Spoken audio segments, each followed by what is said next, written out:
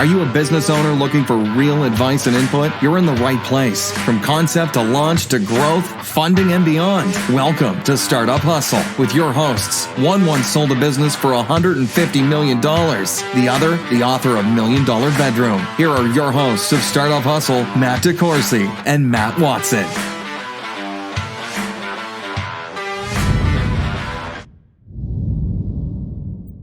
And we're back. Another episode of Startup Hustle. Matt DeCourcy here with Matt Watson. Hi, Matt. What's going on? You know, I've got $1, and I'm just trying to figure out how I can best spend it. You know, they always say, well, what's $1 worth, and how you stretch your dollar or whatever. And I'm hoping I might be able to buy a sports arena with it. Is that even possible? It might be. If that doesn't work, you can come over tonight and I'll sell you a bottle of wine. True. There has been very discounted wine, and thank you for that. I just want somebody to come drink it with me. I know, but it doesn't help after you charge me $1 for the bottle of wine that you tell me I could have got it for free, because then I feel like I overpaid. But yeah. Well, anyway, I'm just hustling you. I want to learn about how I buy a sports arena for $1. So we've got someone here that has purchased an arena for $1. We have Steve Foutch of Foutch Brothers, Hy-Vee Arena, many other things. Hi, Steve. Hey, Matt, how you doing? Good. Well, first off, so we can validate it, you have purchased a sports arena for $1, am I correct? Correct. Okay. So for those of you that are in Kansas City, you would recognize the name Kemper Arena. Mm-hmm. And that was a big deal. What were some of the things that went on at Kemper Arena back in the day? Oh, back in the day, I mean, everything. That was the arena for Kansas City. So every concert that came through town, the rodeo, motocross, the Final Four was there? Oh, Final Four, yeah. Did we ever have a basketball team there? The Kansas City Kings. Hockey team there? Yeah, hockey stuff team, like soccer that? team, every sport that was in there, except even arena football. Every sport the Kings was in. That are in, where? They're Sacramento? Yeah. They were in Kansas They used City. to play at Kemper. And they left when I was probably like 6. When was Kemper built? 60s? 74. 74, okay. So, and this is actually, we talk about any businesses started, or at least the good ones, because there's a problem that needs to be solved. Mm-hmm. And here in the United States, we have this propensity for building amazing facilities, and then we say, okay, let's build a new one. And what do you do with the old one? Right. You sell it for $1. Yeah. So you did in fact buy what is now known as Hy-Vee Arena for $1. Correct. And tell us about that. Well, and to cut to the chase, at the grand opening, the city manager liked what we'd done so much, he gave me the $1 back. Right. So I'm actually in it for $0. So my cash on cash is infinitesimal. Nice. That's beautiful. Can I get my $1 back from the wine? It's sitting on my counter still. I'll probably bring buy it back later to get it. And don't I'll pay me put back. The last time I paid you with 100 I pennies. tell you what, I'll bring it back and I'll put it in your Supreme Money Gun. Ooh, I have that in the studio today. So just to give you a little background, Matt has a small wine cellar. And so oftentimes to induce my visit, he will let me know that wine is on special for $1 a bottle. We've had various specials. We had like 2 for $10 one night. Yeah. I didn't come on that. I No. was like, he's waiting for $1 night. It's Let like me Buck know. night. Let me know when it's Buck night. Yeah, so. Buck night. Well, I just got back from Portugal, so I had my fill of wine for a while. But That'd be good. I bet. yeah. So All right, let's focus here. yeah. Well, we don't have to focus. So how long was Kemper vacant? Vacant. As soon as the Sprint Center was built, Kemper Arena became less and less utilized every day. More by the American Royal with some of the rodeo type stuff and a couple of small events and small conventions and whatever. So less and less every day. It got worse and worse. So by the time we got a hold of it, I think they had 4 events for the whole year, and they were losing about $1 million to $1.5 million in operations dollars per year as well. And then the ultimate choice is going to have to be $10 million to tear it down to go back to an empty parking lot. Wow. So was crazy. it vacant? Was that like 5 years or 10 years? Yeah, for like. But it wasn't truly vacant? No, for 10 Okay. for 10 years it was just running on fumes, and you had very small. I mean, most of the events wouldn't even hardly pay for the gate. You had more people working at the arena than you had spectators to come in. So when you talk about this nearly vacant arena and they were losing, now was it the city? Did the city own it? Yeah, the city owned it. Okay, and you said they were losing $1 million or $1.5 million. Like, where? If you itemize, what were they losing money on? Was it upkeep of the building? Was it something different? Well, yeah, everything. I mean, maintenance, cleaning, utilities, staffing, you name it. They were losing it. Even on a show, when they would rent the space for a show, they might even be losing money on that show because it took so much money to clean the building. Every time you had a dirt event in that arena, and it just spread it everywhere, you had to clean the whole arena. So you might rent the arena for $4,000, you'd spend $5,000 just cleaning it. So at some point in time, wouldn't they have just like kind of mothballed the whole thing? Yeah, that was where they were going, but the American Royal still had a right to use it so many events, and they have a long-term lease till Right. 2035, so they had to keep it up. And for those of you not in Kansas City, the American Royal is, well, it's a massive rodeo livestock show. It's pretty much like agriculture and farm contest USA, and it's been going on. How does anyone know how long that's been in town? Because it's been in town for a long time. Hasn't it? Yeah, I wouldn't say 100 years, but a long time. long and it's a time. big deal for people that do that stuff. Yeah. Like, I mean, it's a big deal to come show your pig at the American Royal. Yeah. We should get a pig. A gigapig? Yeah, a gigapig. I'd be cool with that. We had a gigapig. We ate gigapig. We did eat the gigapig. That was in the Philippines. At the Gigabook party, we definitely ate gigapig. So he's out. He's out.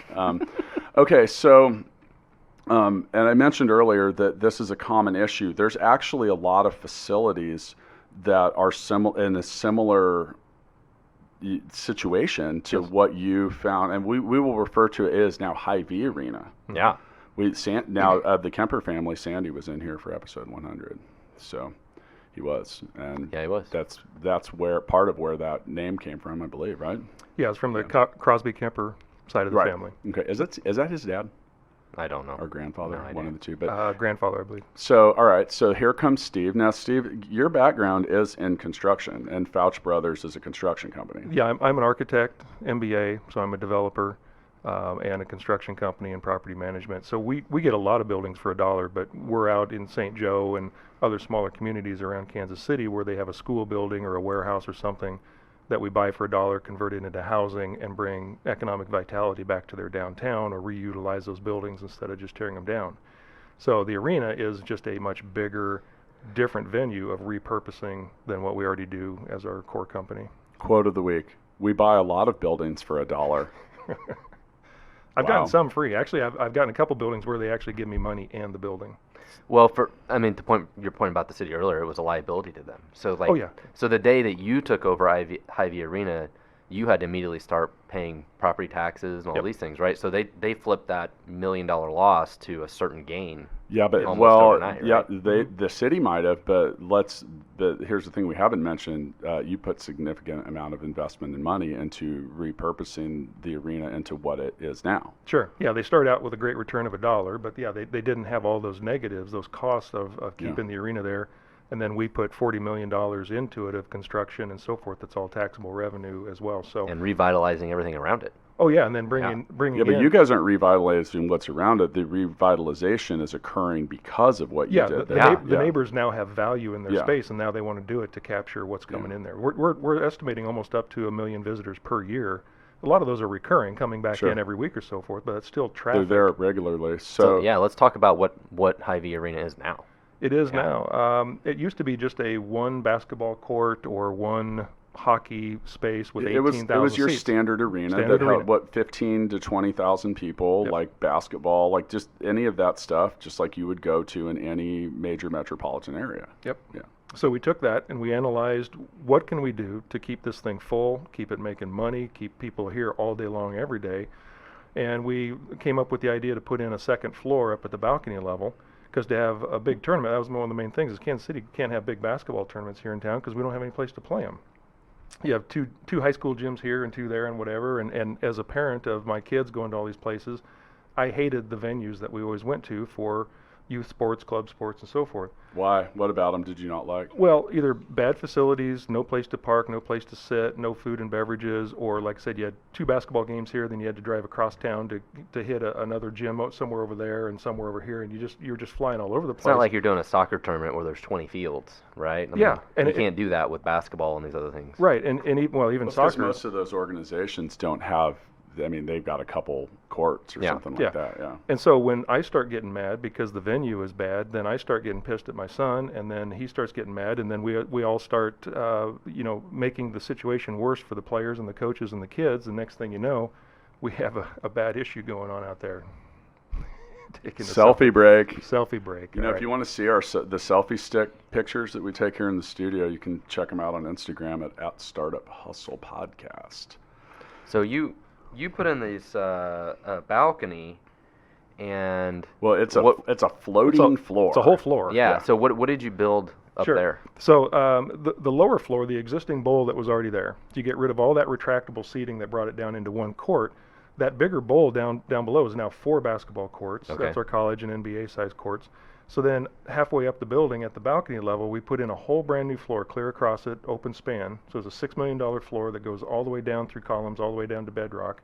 And now we have 8 basketball courts up on that level. Okay. So between the two, we have 12 courts, which brings in very big regional tournaments and national tournaments now. We have every, Nike, Adidas, Under Armour, every tournament now is now coming to us to play basketball. And so Are there even other places in the region to do that? Not really, not 12 Limited. courts. Yeah. 12 courts. I've never heard of a place that had that many basketball courts in one. Because it takes up a lot of space. Yeah. Dallas and Atlanta, and some of the bigger cities have them, but we have 12 courts in one building with stadium seating, with 7 restaurants, with free parking, with this and that Very cool. Others don't have. We have an escape house. We have lots of different things for you to do in between your games, so you can relax and leave the kids alone and go, decompress somewhere else. And we have including beer. a great Filipino restaurant across the street. There you go. Yeah. Now, but let's get into that because, all right, so now you have to picture yourself at your local venue, and you have the concourse, where there are normally snack bars and I don't know, whatever, and you've repurposed those as well because don't you have like 70,000 square feet of office or retail or something? There's all kinds of businesses down there. Correct. Yeah, we got rid of all of the storage space and the extra mechanical and all the crap that they needed just to have an arena, and we repurposed that into office space. All of the suites became retail space, so the suites are now glass on the concourse side and glass down into the lower bowl, so they're all retail and food and vending. And instead of just having, chicken fingers and the typical vending crap, we brought in 7 different restaurants. So you can have barbecue or pizza or longboards or coffee or coffee vegan. Stand, yeah. So there's something for everybody. We wanted to try and stay healthy, but at the end of the day, I got to pay the mortgage. So we still have a couple fried foods in there and whatever. But we wanted to give people a choice, and we brought in local companies because we want to be local as well. And then we have a full-service bar as well. So we're one of the few places that has beer. Even has a bar. Wow. Has a bar. Yeah. And so imagine like the suite from the Sprint Center, except for now that's repurposed into an office. And where we normally would watch the show, there's a glass window. And like rather than maybe, well, in some cases you may actually be looking outside. And in some cases you may actually be looking at one of the floors or levels where whatever basketball. it is that's going on. And that could be, and then so some people have offices there. There are like, you have some medical people, like there's like physical therapists. St. Luke's. Things that often, like a lot of them are related to sports or I'd say personal care. There's some companies that have products like, I don't know, lotions and oils. And essential oils. So you have all these basketball courts. So obviously there's got to be a lot of basketball that's going on all the time. But what other kind of activities? Well, I mean, when we say courts, I mean, that gives people a perspective of how big it is. So the basketball court, each basketball court can also be volleyball, pickleball, futsal, wrestling mats, dance and cheerleading. Wow. One day I was down there, was it the Big 12 that was like, they were doing like almost like a merch show or something like that. So imagine like, like you would go to a convention center and there was vendors with tables out and a bunch of people from like Comic-Con. Yeah, pretty much, almost. And so we can cover the floor, and then we can seat 2,000 people at round tables in the lower bowl alone. Wow. So you can have a big convention. So this is where we're going to do full scale party there. This is where we're going to do our live podcast when we're up to the arena. Okay. Yeah. So we also have concerts coming in this summer as well. We're going to put a stage in there and cover the floor. Sound systems coming in and just start having smaller concerts. Regional people, that can't afford Sprint. I mean, you can't afford an 18,000 seat venue. So how big is the lower bowl then? Lower bowl, we can do 3,500 in the seats plus floor seating. So we could do concerts for 5,000 to 6,000. You get more people on a GA floor than you do in seats. So if I don't know how big that is, but that's still probably 8,000 or 9,000 people total. Yeah. In that ballpark. Yeah. Yeah. I mean that's a lot. That's a lot. I mean does that make Hy-Vee Arena like the 3rd, 4th, 5th largest venue for a concert in town? It makes it the Only second. behind Arrowhead and Sprint? Arrowhead, Sprint, and Bartle Hall, I guess. I wouldn't call Arrowhead. I mean, I know Nah, it's they a do like weird one place concert a year, Yeah. you know, or whatever. Like Yeah. things that are on the that are done regularly. The Sprint Center is the biggest. Now let's talk about that for a second, because you actually had to, like, in order to pull this off, you had to do some kind of. Don't you have a non-compete or something that? Yeah, the part we skipped over after you buy it for $1. Well, there's 5 years of politics to show how we were going to do this for something that had never been done before. It took you 5 years to complete the sale. 5 years of politics with City Hall to show and prove and market study and engineering study to show how this could happen. So it almost bankrupted my company, trying to get them to believe that something could be done that had never been done before. And, you know, we're in Missouri. It's the show me state. They didn't believe me until we could do it. So it took that long to do it, 5 years of politics and then 1 year of construction to get it built. So do you need to borrow $1? Watson's yeah. got one on it. All right, Watson has one at his house that I recently dropped off. Sure, right now, unfortunately, that was all of my liquidity. So, I mean, mainly because I spent the other 19 on tacos on the ride home, but I'm making a comeback. So, okay, so some of the challenges, obviously, wow, I didn't realize it took 5 years. God, think about that. You know, why should that be so difficult? Well, I mean, you know, they wanted to tear down the building so they could have more space for the American Royal Barbecue, to have that parking lot be a much bigger space. And, you know, that's a real concern. I mean, the American Royal is a great thing with a lot of great people involved, and we wanted to help them all out. But I'm sitting here going, this is an iconic building built by Helmut Jahn, which is one of the world-renowned architects, at least in my world he is. And, you know, it's iconic to I'm the a city. big Helmut Jahn fan. Are you? You good? Yeah. You should be. And then $10 million of taxpayer money to tear it down just to have a one-weekend barbecue event. So that didn't make sense to me. No. I mean, I repurpose buildings. I save every nickel and penny possible to do this stuff. And, you know, so Helmut Jahn building, don't tear it down. Kids need a better venue for this stuff. We need to try and help these kids and their fitness and their mental and their psychology, and the parents. You know, these kids are all future taxpayers and future parents. And sports is really you're just playing life games, just like Monopoly. Monopoly is just real estate development, but it's a game. So sports is teaching kids life lessons and making them better people and better parents. So if that's one more way we can start helping the whole demographic of Kansas City, this arena is one of those ways.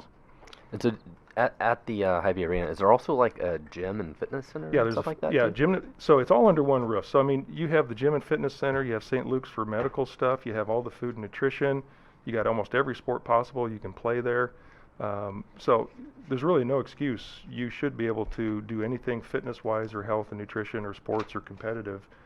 So we have Midwest Adaptive Sports, which are the guys in wheelchairs. They do Special Olympic type stuff. I've been down there when they've been doing that. It's cool to watch. Yeah, and wheelchair those guys basketball. don't mess around, man. No, they're tough. I mean, Yeah. wheelchair basketball, wheelchair rugby. Yeah. There's no Whoa, way how do I'm you getting do on that? the floor for wheelchair rugby. Wow. So you got them there, or you have FCA, Fellowship of Christian Athletes. You know, if you're faith-based and you just didn't think you could do it, well, you can do it there. So you can walk into You all had a these bit, different. really big cheerleading competition down there. Huge. Yeah, I mean, there was like, what is it, like thousands? For 4,000. The problem is, and we didn't think about this, but putting 14-year-old wrestlers on the top floor with 14-year-old cheerleaders on the bottom floor, that was not a good move. So I apologize to all the parents that were listening. I saw Steve. He actually, the Big 12 tournament was shortly after that, and he came up to the full-scale suite at the Sprint Center, and I was like, "What's up?" And he was like, "Oh man, we're learning as we go." I was like, "What's up?" And you described a little bit. It sounded like a much larger scale version of Lord of the Flies on one, and you know, and then it came and it went, and that's some of the things. Hey, I bet those wrestlers loved it. Maybe. Well, no. Remember, in a wrestling bracket, you have 8 wrestlers. Only one of them wins and 7 Yeah. lose, and they like to punch walls and break things when they Oh, lose. So that yeah. wasn't so That great. part's not so good. So Well, they projected we were going to have 8,000 people there. Well, 12,000 show up, and we didn't have the parking ready. So my landscaping was parked on. We were Yep. parking for blocks away. So it was a great event. We made some money, but we spent most of the money fixing the landscaping, reimbursing some money, repairing damages, unclogging toilets that got toilet paper shoved down them because people were pissed or whatever. So and we live and learn. So I'm apologizing to everybody that was there that didn't like that weekend. I mean, we didn't pre-cool the building enough. I mean, this is huge concrete and steel, so you have to pre-cool the building expecting all those people to show up because the mechanical systems can't keep up. So we had to blow the hatches on the roof, and we were venting out hot air, and we were bringing in cool air Sounds flow. like spaceship stuff there. Wow. Blow the hatches. We're venting. We're venting So- oxygen, Matt. So you got all this great space that can do all these different types of sports and events. So Is this place booked up for like months on end then for all these different events? Nights and weekends we're doing pretty well because we have these big tournaments. Summertime is a little slow because everybody's on vacation and you got quiet times per high school regulations and stuff. So yeah, we have a lot of our weekends are all booked. They take the whole facility, both floors, 3 days and so forth. Those are great. Yeah. We're still only 8 months into this, and nobody knew about us to begin with. Mm-hmm. Nobody believed in us. I spent all my money on construction instead of marketing. We didn't have technology and websites up where they needed to be. It was sort of walk before you can run. But you forgot that you've got to market stuff like this 3 or 4 years in advance because they're booking their facilities that far in advance. We've had this discussion because Steve, I've gotten to know you, and we actually have some fun announcements, probably in about a month, with some of our other guests and Steve involved. But I've had the pleasure of getting to know you, and you're aware that I have some history with music and live events and stuff like that. So we've had some interesting conversations, like ahead of what should I expect if we do a concert? Chaos, chaos and insanity, because you say with live events, you just don't know. Yeah. Like when you expect 4,000 people and then 8,000 people show up, and I think about one time, and the band Fish, who's been around forever, but in 1994 they were still relatively new-ish, and I went all the way up to Vermont to go to a concert, and I got there and there were supposed to be 15,000 people there, and 40,000 people showed up. Wow. And it was an outdoor venue. It was actually a ski area, so they had the stage at the bottom of a ski area. And now here's the thing, is anybody that's been to a ski area knows those roads are you have that many people going up there, you can't have them going both ways. So all of a sudden, 40,000 people show up, and 15,000 people had tickets, and they literally just let everybody in. Yeah, they just said, fuck it. They took down the fence, and they just let everybody in. So there was now a 40,000 person show, and it's like, because you don't really even have a choice. And some of the things and it's tough to plan for that, because if you plan on the opposite end of it, you might lose your shirt having too many staff. We saw this go on at the Royals game on Big Slick night. So for Big Slick, oh my God, they brought our food 2 hours late, did a suite. It was Buck night, so hot dogs were $1. It was just like nobody planned for any of this. I was like, guys, this is like a big deal. Like, have some people here for that. And then they also weren't ready because the gates opened at 4:30. So they had like the skeleton crew. People were upset. They weren't getting in. There was a charity softball game at 5 it's only 45 minutes long. You don't want to miss half of it. So there's a lot to be considered when it comes to some of that stuff. And then there's a lot of unknowns, because when you deal with rock stars, athletes, and people like that, they much like Matt Watson here on the podcast, ever since we've gone top 100, Watson's out of control. He wants a tour bus. Does Hy-Vee Arena have a good place to park a tour bus? See, I'll give you your own private space. Okay, cool. Well, then we're eligible to do a performance there. Yeah. How do you keep that thing gassed up? Do you have a green room too? Yeah, I'll paint it green for you. Okay. Literally green. We're good. With green M&Ms? Sure. Okay. We're good. This is just going to get worse. He's going to want people wearing green. They're going to need to be painted green. Why do you need a green seahorse again? How do you? It's magical. How are we going to travel? How are we going to tour with that seahorse?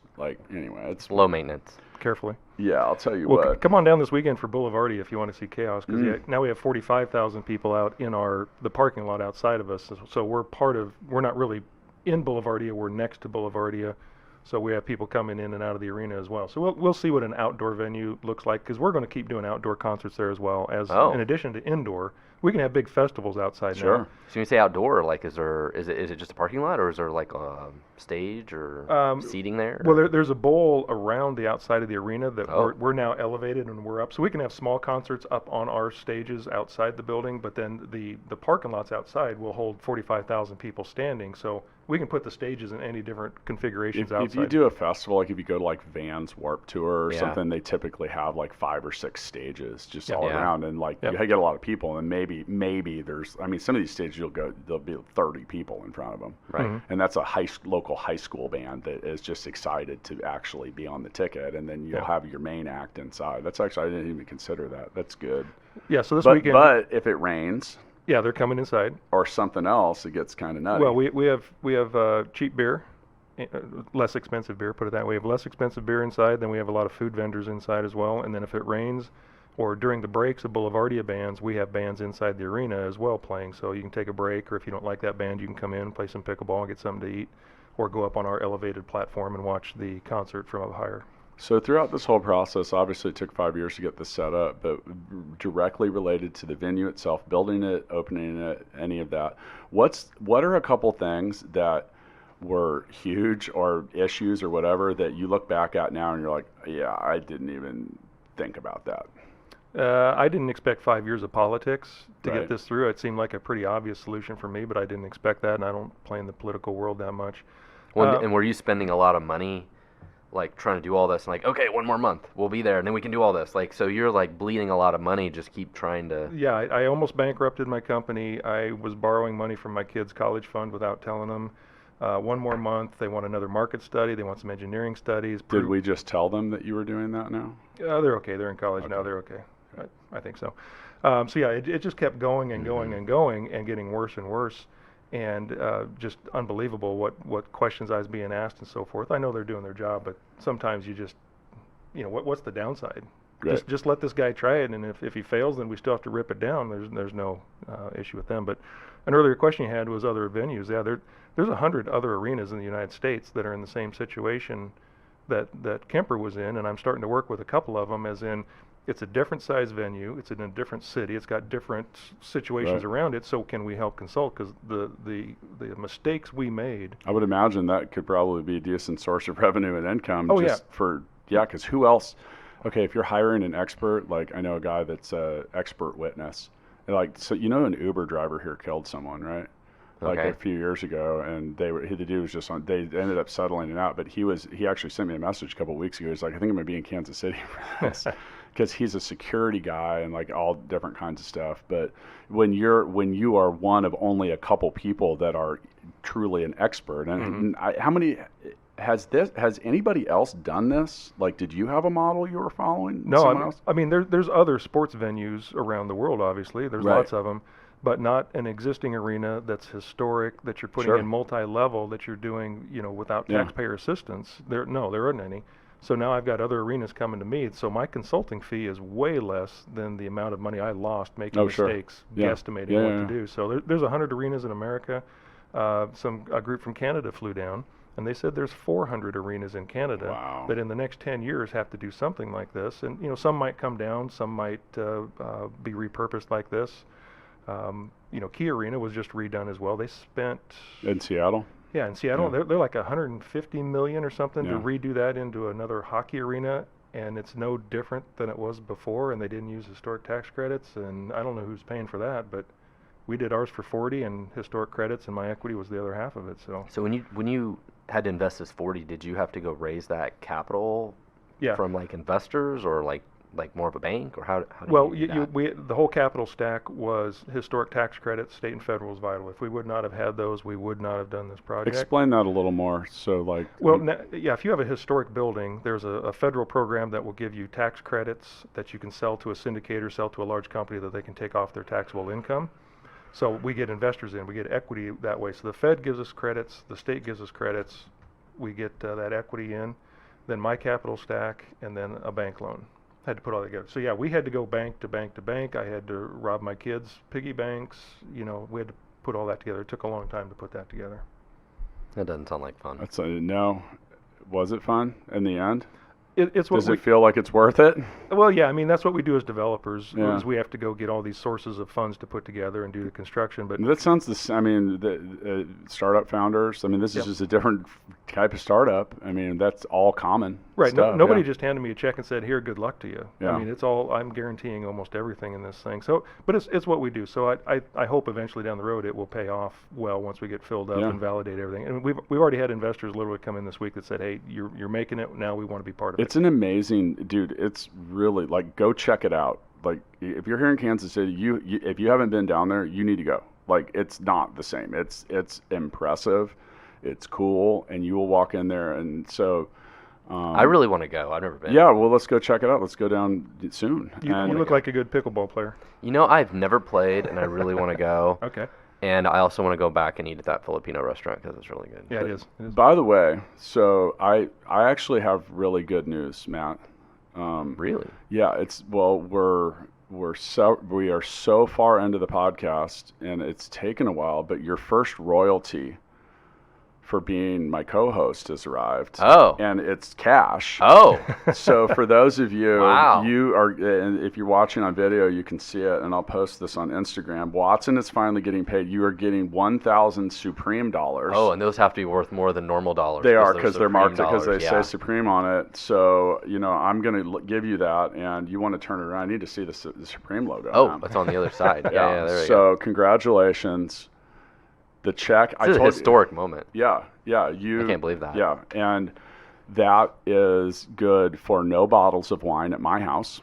Can I shoot it out of the Supreme Money Gun too? No, because that isn't fun on a podcast. Well, it's kind of like when we wanted a have light video. show or dancers. Well, yeah. Well, do you want more? Because I have the money gun. I mean,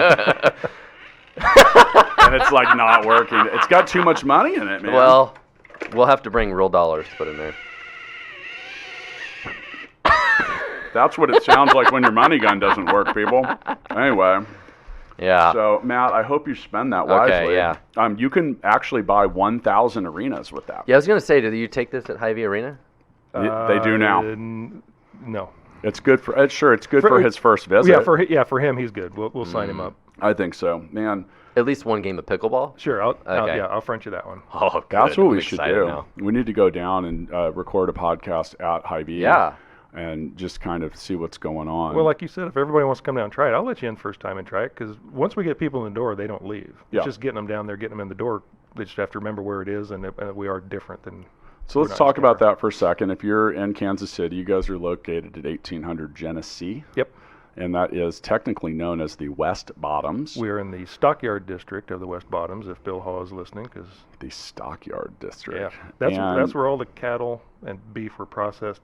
100 years ago, you had millions of cattle walk through there and not walk out. Yeah. And you guys are at Hy-Vee Arena. That's HYVEE Arena on Instagram. Yep. We are now following you. If you guys want to see who we're following on Instagram, we are at Startup Hustle Podcast.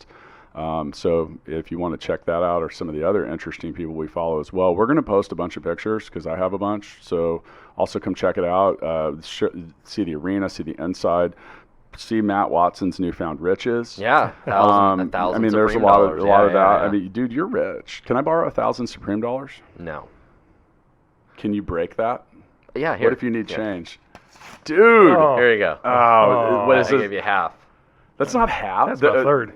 Okay, we're also going to post this picture because this is Matt Watson's. When you are business partners with Watson, this very well represents his version of half. So, yeah, thanks, Matt. That's awesome. It's like a third. You get a third. It's not even a third, dude. It's like 15%. God. I'll tape it back together for you. Is this how dividends are going to work Yeah, on the yeah, podcast? yeah. Why do I do this? Yeah. Don't make me read Baby Loves Coding again. I'll share some of my green M&Ms with you. Dude, I get it. So the portion you gave me is what's left after the larger part of it was used to pay for the gas on your tour bus. Yes, and the M&Ms. Okay, so once again, you're also at HyVeeArena.com. Yeah.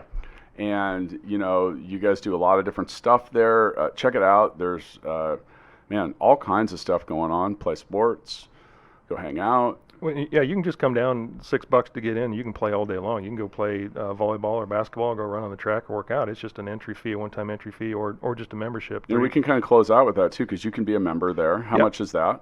It's $6 just for the day to come down and play, or it's $30 for the month and unlimited time to come in and play. And if you come down like at noontime and pick up basketball, there might be 100 and 150 guys there.